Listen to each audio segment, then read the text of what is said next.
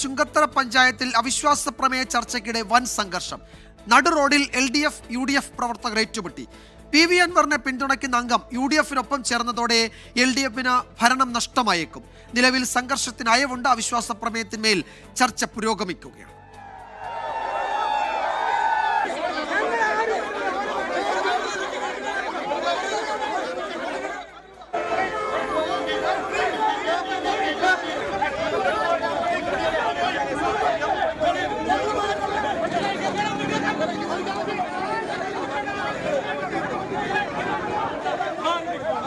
Vipin C Vijayan മലപ്പുറത്തു നിന്ന് വിശദാംശങ്ങൾ നൽകും. വിപിൻ, അവിശ്വാസ പ്രമേയത്തിന്മേൽ ചർച്ച തുടരുകയാണോ? അതിൻ്റെ ഒരു റിസൾട്ട് എന്താണ് പഞ്ചായത്തിൽ സംഭവിക്കുക എന്നത് എപ്പോഴറിയാൻ കഴിയും?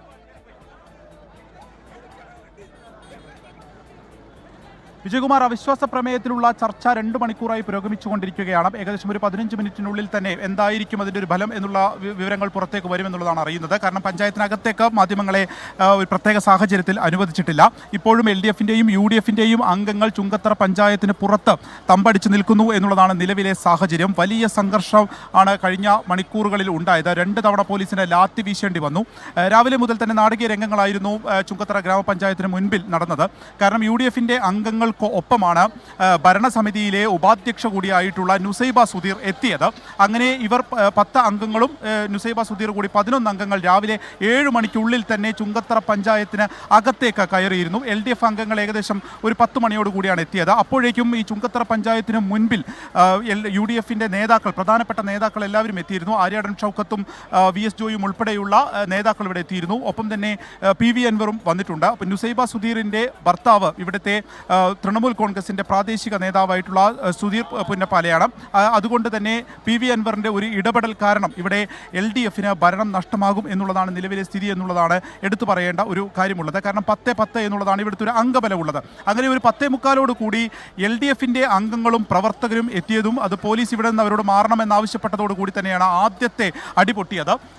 അപ്പോൾ തന്നെ പോലീസ് ലാത്തി വീശേണ്ടി വന്നു. പോലീസുമായിട്ടുള്ള വലിയ കയ്യാങ്കളിയിലേക്ക് പോയി. PV അൻവറിന് നേരെ ഒരാൾ പാഞ്ഞെടുത്തു. അദ്ദേഹം ഒരു ഹോട്ടലിൽ ഇരുന്ന് ചായ കുടിക്കുന്ന ഒരു ഹോട്ടലിൽ ഇരിക്കുകയായിരുന്നു. ആ സമയത്താണ് ഒരാൾ അതിലേക്ക് പാഞ്ഞെടുത്തത്. ഉടൻ തന്നെ ഷട്ടറൊക്കെ ഇടേണ്ടി വന്നു. അത്തരം നാടകീയ രംഗങ്ങളാണ് ആ സമയത്ത് നടന്നത്. പോലീസ് ലാത്തി വീശിയാണ് കുറച്ചെങ്കിലും സമാധാനം ഉണ്ടാക്കിയത്.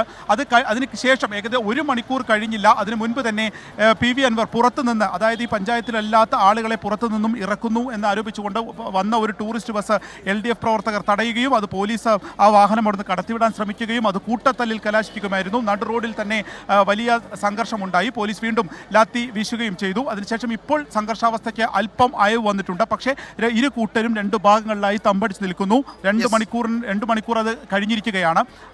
ഉള്ളിൽ, അതായത് ഇതിനകത്ത് ചുങ്കത്തറ ഗ്രാമപഞ്ചായത്തിനകത്തും ഇത്തരം പ്രശ്നങ്ങൾ ഉണ്ടായിട്ടുണ്ട് എന്നുള്ളതാണ് പുറത്തേക്ക് വരുന്ന വിവരമുള്ളത്. അവിടെ LDF അംഗങ്ങൾ ചാണകവെള്ളം തെളിച്ചു തുടങ്ങിയിട്ടുള്ള വിവരങ്ങൾ പുറത്തേക്ക് വരുന്നുണ്ട്.